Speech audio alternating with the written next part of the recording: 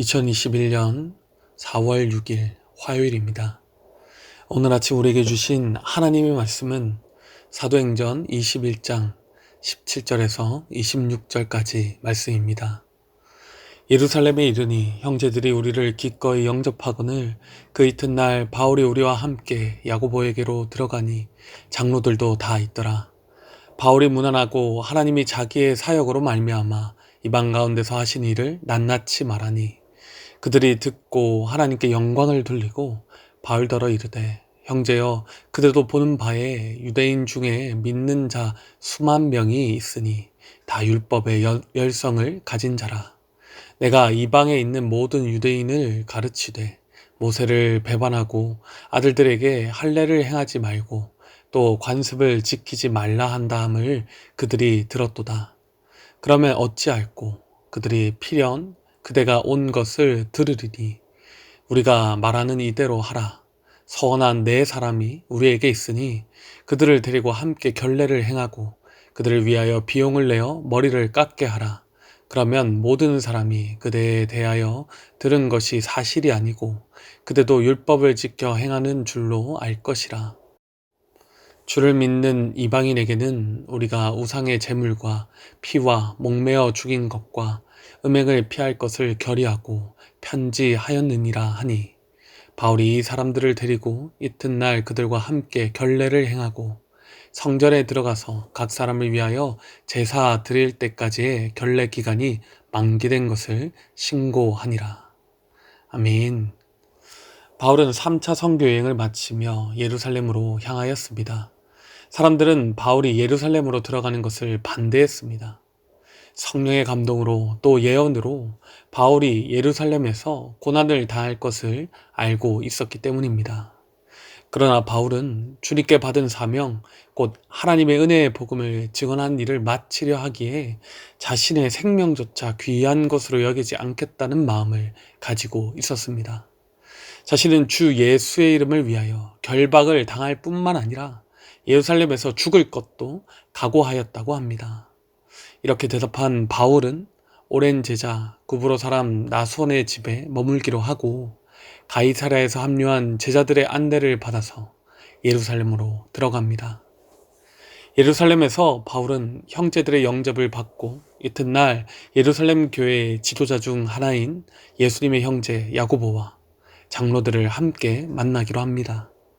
그리고 그들에게 이제껏 하나님이 자신의 사역으로 이방 가운데 하신 일들을 낱낱이 다 보고했습니다. 바울의 말을 듣던 야고보와 장로들은 하나님께 영광을 돌렸습니다. 그런데 그들은 한 가지 의외의 소식을 바울에게 들려줍니다. 20절에서 21절입니다. 그들이 듣고 하나님께 영광을 돌리고 바울더러 이르되 형제여 그들도 보는 바에 유대인 중에 믿는 자 수만 명이 있으니 다 율법의 열성을 가진 자라. 내가 이방에 있는 모든 유대인을 가르치되 모세를 배반하고 아들들에게 할례를 행하지 말고 또 관습을 지키지 말라 한다함을 그들이 들었도다. 예루살렘 내에서 예수님을 믿는 유대인들이 많이 있는데 그들은 그리스도인이 된 이후에도 유대의 전통과 관습, 즉 율법을 꼭 지켜야 한다는 생각을 강하게 가지고 있었습니다. 그런 그들이 바울에 대해 부정적인 생각을 가지고 있다는 것입니다. 그들 사이에서 바울이 이방 지역에 흩어져 사는 유대인들에게 모세를 배반하고 자녀들에게 할례를 하지 말고 또 규범을 지키지 말라는 교훈을 하고 있다는 소문이 돌고 있었다는 것이죠.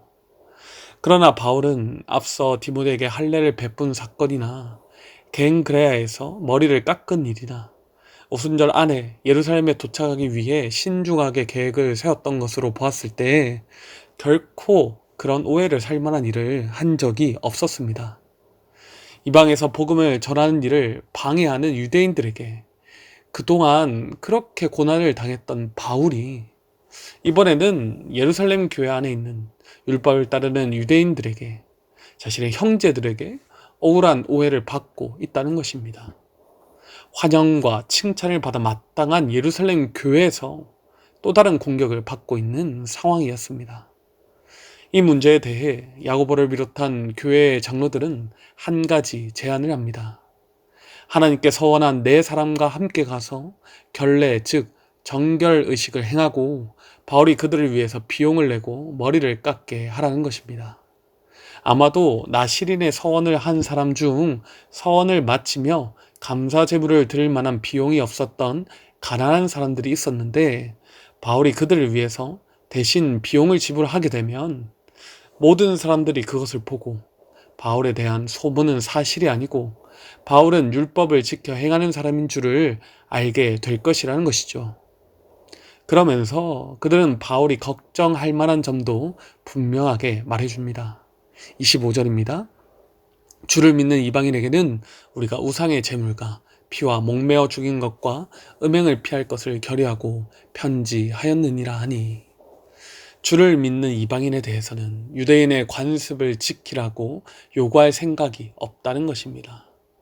다만 이미 편지로 전한 대로 우상의 제물과 피와 목매어 죽인 것과 음행, 즉 우상 숭배와 관련된 이방 풍속만 하지 않으면 된다고 말하고 있습니다. 이 말이 무슨 뜻입니까? 예루살렘 교회의 불필요한 분란을 막기 위해서 바울에게 율법을 지키는 모습을 보여주기를 요청하면서 동시에 이방인의 구원에 대한 신학적인 입장은 변경되지 않았음을 분명하게 말해 주는 것입니다. 그러므로 그들은 바울에게 유대인들에게는 유대인들과 같이, 이방인들에게는 이방인들과 같이 목양의 대상이 되는 사람들을 위하여 진리의 문제가 아닌 부분에 대해서는 배려해 주기를 요청하고 있는 것이죠. 그들의 요청에 바울은 즉시 응답합니다. 26절, 바울이 이 사람들을 데리고 이튿날 그들과 함께 결례를 행하고 성전에 들어가서 각 사람을 위하여 제사 드릴 때까지의 결례 기간이 만기된 것을 신고하니라. 바울은 예루살렘 교회의 지도자들의 말을 존중하여 그들이 하라는 대로 네 사람과 함께 정결의식을 행하고 성전으로 가서 그들과 함께 정결 예식이 끝나는 7일 뒤에 희생제물을 마치겠다고 사람들 앞에서 서약을 했습니다. 바울은 모든 사람으로부터 자유로운 사람이었지만 모든 사람들을 구원하기 위해서, 교회의 평안을 위해서 모든 사람의 종과 같이 행동했다는 것입니다. 오늘 함께 나눌 야고보와 장로들의 요청에 대한 바울의 행동을 통해서 우리는 어떤 은혜를 깨달을 수 있겠습니까? 첫째로, 사명을 감당하면서도 사람들에게 오해를 받을 수 있다는 것입니다. 바울은 예루살렘에 들어가면서 그가 고난당할 것을 알고 있었습니다. 그러나 그것이 사랑하는 예루살렘의 유대인 교우로부터 올 것은 알지 못했겠지요. 바울은 그가 겪었던 선교지에서의 은혜를 나누며 야고보와 장로들 뿐만 아니라 예루살렘 교회 교인들 모두 풍성한 은혜를 경험하며 하나님께 영광을 돌리고 앞으로 당하게 될 고난을 버티게 해줄 위로와 사랑을 받을 것을 기대했을지도 모릅니다. 그러나 그를 기다리고 있었던 것은 나쁜 소문과 오해였습니다. 사실 바울이 교회로부터 이런 대우를 받았던 것은 처음이 아니었습니다. 바울이 보낸 서신서를 볼 때마다 우리가 알 수 있는 것은 그가 늘 사도권에 대한 의심을 받고 살았고 그를 비방하는 사람들과 억울한 누명을 벗을 날이 없었다는 것입니다. 그럼에도 불구하고 그는 늘 자신의 맡은 사명의 자리를 포기하지 않았고 예수님께서 교회를 사랑하셨듯이 끝까지 교회 공동체를 사랑했습니다. 사명을 감당하다 보면 우리가 연약해서 실수함으로 인해 혹은 바울과 같이 전혀 하지 않은 일로 오해를 사고 공격을 받을 때가 있다는 것입니다.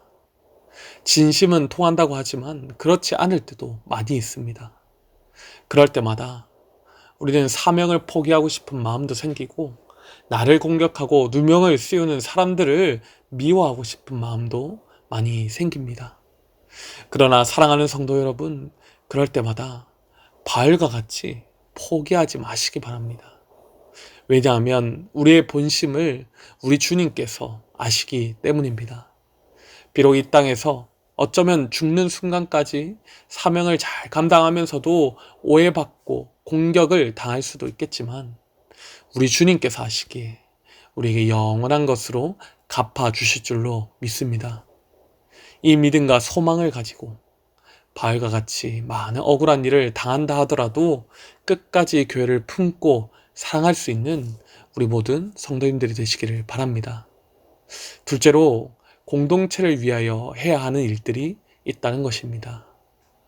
바울 자신만 생각한다면 하지 않아도 될 일이었지만 불필요한 오해로 인해 예루살렘 교회가 어려워지고 이방의 교회와 예루살렘 교회의 사이가 나빠지지 않게 하기 위해서 바울은 야고보와 장로들의 부탁을 들어주었습니다. 그는 복음을 위하여, 사명을 위하여 진리의 문제가 아니라면 무엇이든 배려해 줄 수 있는 사람이었기 때문입니다. 교회에서 복음 외적 요소로 인해서 또 서로의 오해로 인해서 다툼과 갈등이 생길 때가 있습니다. 그럴 때 우리는 어떻게 해야 하겠습니까? 우리는 우리 주님을 먼저 생각하고 주님의 교회를 먼저 생각해야 합니다. 스스로 감당할 수 없는 희생을 하면서 결국 자신을 파괴해서는 안 되겠지만 감당할 수 있는 일이라면 나에게 불필요하고 불편한 일이라 하더라도 우리는 교회를 배려하고 교회 요청을 들어줘야 한다는 것입니다. 교회를 위해 참아주고 기다려주고 들어주는 성도로 인해서 주님의 교회는 늘 평안할 수 있고 서로를 향한 풍성한 사랑이 넘쳐날 것입니다. 사랑하는 성도 여러분, 굳이 하지 않아도 되는 일을 해야 하는 것은 우리가 주님께 갚을 수 없는 큰 은혜를 받은 빚진 자이기 때문이 아니겠습니까? 혹여 내가 이렇게까지 저 사람을 위해서, 내가 교회를 위해서 해야 되나 하는 그런 생각이 드실 때가 있겠죠. 그럴 때마다 우리 주님께서 우리를 위해 해주신 일들을 기억하며 섬겨주시기를 부탁드립니다. 그렇게 바울과 같이 섬겨주실 때 우리 주님의 교회가 더욱 든든히 세워질 것입니다. 기도하겠습니다. 하나님 아버지, 우리를 위해 자기 아들까지 아끼지 않으시고 내어주신 그 은혜를 기억하며 감사합니다. 우리가 그 은혜의 빚진 자로서 사명을 감당하면서 주님 당하게 되는 억울한 일, 힘든 일들을 모두 다 잘 이겨내게 하여 주시옵소서. 바울과 같이 교회 공동체를 위하여 수고스러운 일이라 할지라도 우리가 기쁨으로 감당하게 하시고 우리가 능히 그 일을 감당할 수 있도록 힘과 능력을 허락하여 주시옵소서. 그리하여서 항상 교회를 사랑함으로 공동체를 든든히 세워나가는 우리 모두가 되게 하여 주시옵소서. 교회의 머리 대신 우리 주 예수 그리스도의 이름으로 기도드립니다. 아멘. 이 시간 개인적으로 기도하실 때 오늘 나눈 말씀을 붙들고 기도하시고 주간 기도 제목을 따라서 환우들과 섬김 사역을 위해서 기도하겠습니다. 환우들과 연약한 성도들을 위하여 항암 치료 중인 분들, 또 영적으로 육적으로 힘든 분들을 기억하시면서 그들의 이름을 불러주시면서 기도 부탁드립니다. 또한 우리 교회가 기쁨으로 섬기는 교회가 되도록 모든 섬김 사역을 통하여 세상의 소망이 되는 우리 교회가 되도록 제가 함께 간절히 기도하시고 코로나19 기도 제목을 따라서 함께 기도하겠습니다.